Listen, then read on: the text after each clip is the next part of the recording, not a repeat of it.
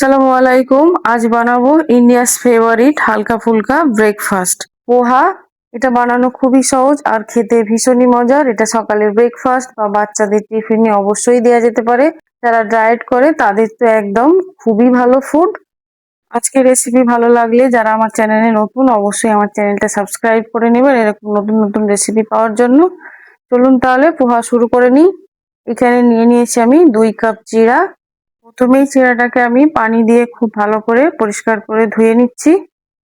এই যে দেখুন, হাতের সাহায্যে কচলিয়ে ধুয়ে নিচ্ছি। ধুয়ে নিয়ে একটা ছাঁকনির মধ্যে ছেঁকে নিয়েছি।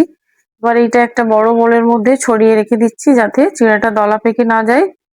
চিড়াটা কিন্তু খুব বেশিক্ষণ পানির মধ্যে রাখা যাবে না।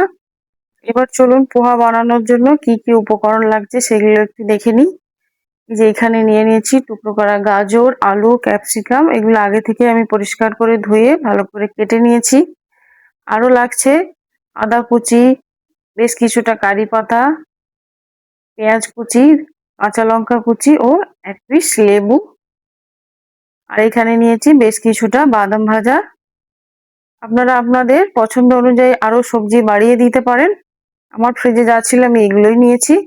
চলুন এবার গ্যাসের ওভেনটা অন করে একটা কড়াই বসিয়ে দিয়েছি। এর মধ্যে দিয়ে দিলাম 2 টেবিল চামচ পরিমাণ সরিষার তেল। এবার এর মধ্যে দিয়ে দিলাম কালো সরিষা 1 চা চামচ আর দিয়ে দিচ্ছি 1/2 চা চামচ গোটা জিরে। এগুলোকে একটু হালকা করে ভেজে নিচ্ছি। এগুলো অবশ্যই দিবেন, এটা দিলে পোহাটা কিন্তু খেতে খুবই ভালো লাগে। এবার এর মধ্যে দিয়ে দিচ্ছি কাঁচা লঙ্কা কুচি। এগুলো হালকা ভাজা হয়ে গেলে এর মধ্যে দিয়ে দিলাম এবার আদা কুচি, কারি পাতা। সবগুলো হালকা করে ভেজে নেবো। কারি পাতাটা দিয়ে একটু সাইড হয়ে যাবেন কারণ তেলটা প্রচুর ছিটিয়ে উঠছে। এবার দিয়ে দিলাম পেঁয়াজ কুচি। গ্যাসের ফ্লেমটা হাই করে একদম হালকা করে ভেজে নেবো, বেশি লাল করে ভাজার দরকার নেই। এবার এর মধ্যে দিয়ে দেবো বাকি সবজিগুলো। প্রথমেই দিয়ে দিলাম আলু আর গাজর, যেহেতু আলু গাজরটা একটু সেদ্ধ হতে সময় লাগে। সবগুলোর সঙ্গে খুব ভালো করে মিক্স করে এর মধ্যে দিয়ে দিলাম 1 টেবিল চামচ পরিমাণ লবণ, যাতে আলু আর গাজরটা খুব তাড়াতাড়ি সেদ্ধ হয়ে যায়। ভালো করে মিক্স করে মিনিট 2 ভেজে নেওয়ার পরে এবার এর মধ্যে দিয়ে দিচ্ছি ক্যাপসিকাম কুচি। ক্যাপসিকাম কুচিটাও খুব ভালো করে মিক্স করে নিচ্ছি। এবার এর মধ্যে দিয়ে দিলাম 1/2 চা চামচ হলুদ গুঁড়ো। আবারও সবগুলো খুব ভালো করে মিক্স করে নিচ্ছি। এবার এটাকে ঢাকনা দিয়ে 2-3 মিনিটের জন্য রেখে দিলাম মিডিয়াম ফ্লেমে। এবার দেখুন চিড়েটা আমার কত সুন্দর ঝরঝরে হয়ে আছে। এবার চলুন সবকিছু মশলা হালকা করে ভাজা হয়ে গিয়েছে। এবার এর মধ্যে ওই যে চিড়াটা আমি পুরোটাই দিয়ে দেবো। দিয়ে খুব ভালো করে মিক্স করে নিচ্ছি। চিড়াটা কিন্তু দেখতে খুবই সুন্দর লাগছে আর খেতে কিন্তু ভীষণই মজা। আর বানানো তো দেখলেন কতই সোজা। সকালের ব্রেকফাস্ট বানানোর একদম ঝামেলা ছাড়াই ঝটপট বানিয়ে নিতে পারবেন। এবার এর মধ্যে দিয়ে দিলাম 1 টেবিল চামচ চিনি। চিনিটা অবশ্যই দিবেন কারণ চিনিটা দিলে পোহার টেস্টটা কিন্তু খুব সুন্দর আসে। চিনিটাও আমি খুব ভালো করে মিক্স করে নিচ্ছি। এই যে দেখুন মিক্স করা হয়ে গিয়েছে।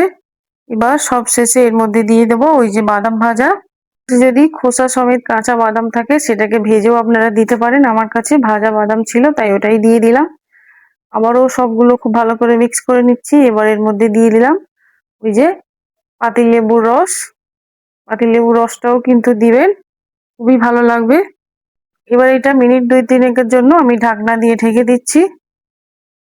এই যে দেখুন মিনিট 2-3 পরে পোহাটা কিন্তু একদম রেডি হয়ে গিয়েছে। সবগুলো খুব ভালো করে মিক্স করে শেষ একদম আমি 1 চামচ ঘি দিয়ে দিচ্ছি। যাদের কিন্তু কোলেস্ট্রল একদমই ঘি দেবেন না, আর যাদের কোলেস্ট্রল নেই একদম 1 চামচের জায়গায় 2 চামচ দিয়েও খেতে পারেন।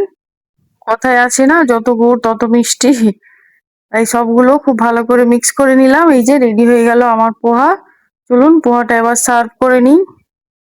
দেখতে কিন্তু ভীষণই সুন্দর আর খেতে ভীষণই মজার হয়েছিল। আশা করছি আমার আজকের রেসিপি খুবই ভালো লেগেছে। ভালো লাগলে অবশ্যই লাইক করে আমাকে কমেন্ট করে জানাতে ভুলবেন না। আর যারা নতুন অবশ্যই সাবস্ক্রাইব করে নেবেন। আবারও নিয়ে আসছি অন্য এক রেসিপি।